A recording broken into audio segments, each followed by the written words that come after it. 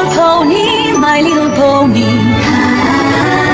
My little pony. Me preguntaba qué era la amistad, my little pony. Hasta que su magia me quisieron dar. Aventuras, diversión, es fuerte y fiel, de gran corazón. Ser amable es la solución. La magia lo hace aún mejor porque es my little pony. Y por siempre habrá una gran amistad. My Little Pony, los historiadores de la amistad. El Perú atraviesa su mayor crisis de inseguridad ciudadana de tiempos recientes. Ejemplo de esto son las noticias diarias que vemos acerca de asesinatos, violaciones, secuestros y las miles de estadísticas que nos bombardean los medios de comunicación. Sin embargo, esta no es la mayor crisis de inseguridad que hemos atravesado. Hay otro evento, otra crisis que marcó profundamente la historia del Perú. Así es, estamos hablando de la época del terrorismo.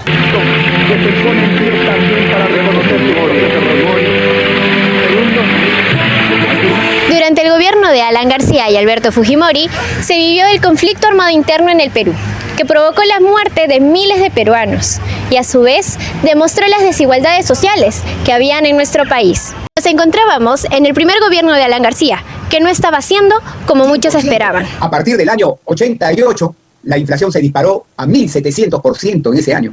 Al año siguiente, 2.700%. Y en el año 90, 7.600%, es decir, hiperinflación. La situación económica y social repercutió en la vida cotidiana de todos los peruanos, pero la verdadera pregunta es, ¿cómo fue la vida de cada peruano en esa situación? Para responder a esta pregunta, hemos decidido entrevistar a Esperanza Navarro, una señora que vive en el distrito de Ventanilla, que tuvo que pasar las épocas más difíciles del gobierno de García y Fujimori. Ella nos podrá brindar más información con la cual otros peruanos podrán sentirse identificados. Para Carlos Contreras y Marcos Cueto, afirman que durante el primer gobierno de Alan García, él, junto a su ministro de Economía, Luis Alba Castro, aplicaron medidas económicas poco convencionales, las cuales se llamaron heterodoxas, que al principio dieron buenos resultados. Redujo la inflación, aumentaron los sueldos y por ende incentivó al consumo. Para Cueto y Contreras, el grave error del gobierno fue prolongar el control de precios y el congelamiento del tipo de cambio, que generó un déficit fiscal. En otras palabras, el Estado gastaba más de lo que tenía. Finalmente, el ministro de Economía de García terminó renunciando debido a diferencias y fue después lo que Carlos y Cueto llaman que ocurrió un descalabro económico, es decir, una hiperinflación de hasta 7.000% anual. Al igual que Contreras y Cueto, los economistas Julio Velarde y Marta Rodríguez concuerdan que sí, al principio las medidas económicas tomadas por el gobierno de Alan García fueron positivas, pero que estas no solo destruyeron el sistema financiero, sino que cuando el dinero de las familias no valía nada, las empresas denegaron otorgar bastantes créditos hipotecarios, lo cual imposibilitó o agravó la situación de acceder a viviendas. Contreras y Cueto afirman que el ascenso de Fujimori en las elecciones de 1990 no fue un accidente. Tras el APRA haber demostrado su incapacidad para resolver problemas como el terrorismo, la hiperinflación y la crisis económica en general, Fujimori se presentó como el hartazgo de la gente, ya que con su lema honradez, innovación y trabajo conectó con las demandas de los grupos sociales populares y más vulnerables, que buscaban soluciones concretas y no discursos vacíos. Para Contreras y Cueto, la noche del 8 de agosto de 1990 sucedió un hecho crucial. El recién estrenado primer ministro de Alberto Fujimori, Juan Carlos Hurtado Miller, salió en televisión nacional, anunciando lo que los medios llamaron el Fujichoc. Pero ¿cuál era su objetivo? Su objetivo era reducir la hiperinflación que habían producido las administraciones anteriores a su gobierno. ¿Y cómo lo iba a hacer? Con un alza de precios en los productos básicos de la canasta familiar, el arroz, la leche, los fideos, generando interminables colas en los supermercados. El economista Jean-Marc Gacelu plantea de que las medidas económicas efectuadas por el gobierno de Fujimori se pueden dividir en dos etapas.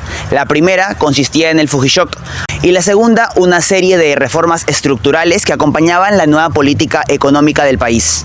De igual manera, los economistas Captri y Thomas mencionan que entre 1991 y 1992 el Estado realizó reformas más profundas. Por una parte, abrió el país al comercio exterior y vendió empresas públicas a privadas. Por otra parte, dejó el sistema financiero libre y redujo la intervención del Estado en la economía. Para la CBR, Fujimori había recibido un país donde Sendero Luminoso declaró que era un equilibrio estratégico, lo que intensificó el miedo en la sociedad. De este modo, el presidente de la época aplicó sus estrategias conforme a una inteligencia operativa y asimismo en el cambio accionar de los militares. El informe de la CBR considera que el primer gobierno de Alan García no contaba con una estrategia contrasubversiva efectiva. De hecho, tenía respuestas parciales, como lo fue la unificación de la policía. Por otro lado, las fuerzas militares y el gobierno se encontraban en tensión, debido a que durante el primer año del Ejecutivo, este impuso la autoridad civil, destituyendo a algunos militares. En contraste con lo que señala el informe de la CBR sobre el gobierno de Alan García, la politóloga Jo Mary Bart afirma que el presidente Fujimori anunció la disolución del Congreso el 5 de abril de 1992 como una medida de emergencia frente a la crisis de violencia subversiva. Bart señala que la estrategia de Fujimori consistía en justificar el golpe de Estado mediante la captura de Abimael Guzmán, argumentando que la captura del líder de Sendero Luminoso se debía principalmente al autogolpe de Estado. Ahora bien, mientras que el informe de la CBR menciona que el presidente Alan García tenía tensiones con las fuerzas militares, en cambio, el libro de Bart señala que el presidente Fujimori, por el contrario que García, mantenía una buena relación con los militares, hasta el punto que estos le mostraron su apoyo para cuando anunció la disolución del Congreso. Por último, la CBR señala que el presidente Alan García quiso imponer la autoridad civil por sobre los militares, mientras que Bart afirma que el presidente Fujimori trabajó de manera activa con estos, con el fin de restablecer el control territorial y su capacidad de regulación.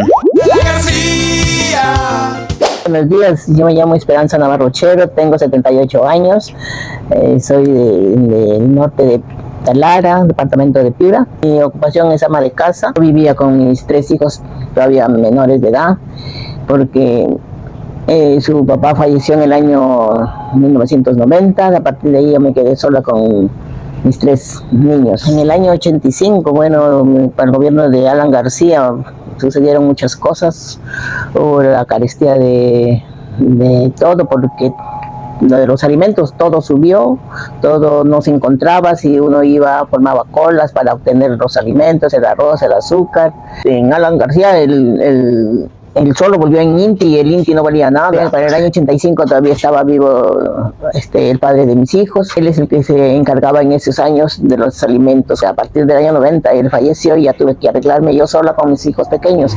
Pero las pasé muy, muy mal porque todo caro, el sueldo no rendía. En el año 90 cuando comenzó a gobernar Fujimori hubo también un show que llamaban el show de Fujimori. Las cosas también subieron y también no se conseguían tampoco fácilmente, pero después poco a poco se fue acomodando la situación. Se notó un cambio. Sí se notó.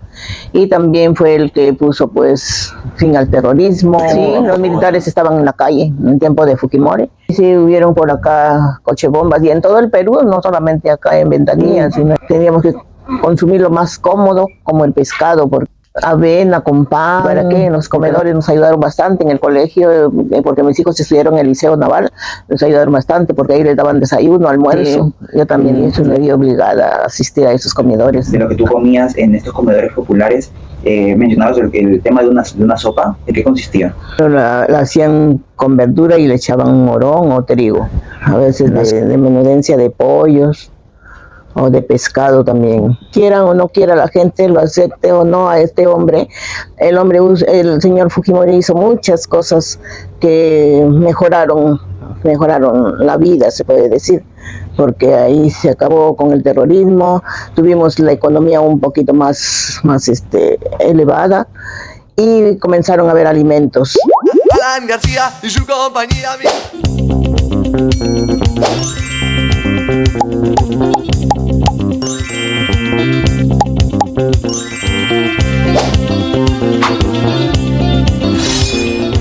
Durante los años 80 y 90 teníamos que usar los alimentos más baratos porque el dinero era escaso. así, bebé, que arda. No, todavía, la sal es el último. Lo lavas Más barato era el trigo partido. A menudo lo cocinábamos junto a menudencia, verduras y papa blanca o rosada para que la sopa espese. Segundo era pescado o atún, acompañado de yuca, camote o huevo duro. La entrada era sopa de trigo, morón o sopa de verduras. El video es genial, la verdad. ¿Qué te puedo decir? Que resistía. Qué rico por mi madre.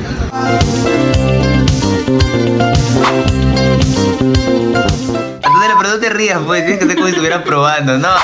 Dos terroristas, un guerrillero, MRTista, un traficante en el Guayag, el búfalo, prista, Agustín Mantilla. Parece la sopa que comen al hospital.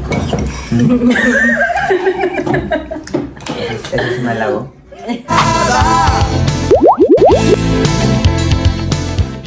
Como ya hemos visto a lo largo de nuestra investigación, la crisis de la década de los 80 y 90 representó en definitiva una gran dificultad para la población.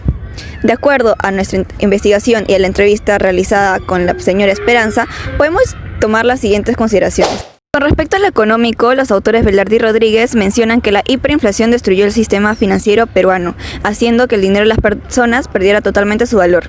De la misma manera, la señora Esperanza reafirma esta idea cuando menciona que durante el gobierno de Alan García, tras la transición del INTI a Sol, este perdió todo su valor. Ahora bien, la señora Esperanza hace referencia a precios excesivamente altos que la gente no podía pagar debido a que los salarios comunes no alcanzaban para ello. Este testimonio se alinea con lo que mencionan Contreras y Cueto, haciendo referencia al descalabro económico, provocando la hiperinflación y causante de la alza brutal de precios. El testimonio de la señora Esperanza asegura que se encontraba en una sociedad intranquila, debido a que el grupo subversivo Sendero Luminoso había cometido acciones como por ejemplo explosiones de centrales eléctricas, cochebombas y asesinatos injustificados, reafirmando lo mencionado por las dos fuentes anteriores. Esto se reafirma en el ámbito social, en donde la BCR afirma que García no tomó las medidas adecuadas antisubversivas y que mucho menos tuvo el apoyo de las Fuerzas Armadas. En cambio, Fujimori aplicó una inteligencia operativa. Asimismo, ella menciona que sí hubo un cambio entre el gobierno de García y Fujimori, empezando, por ejemplo, como la erradicación de Sendero Luminoso en el país, la recuperación de diversos territorios y el restablecimiento de la seguridad ciudadana. En la memoria de nuestro país existen diversas perspectivas de lo que hizo cada presidente, mientras que algunos lo recuerdan con admiración y respeto, otros lo recuerdan con resentimiento por la crisis política que tenemos hoy en el Perú.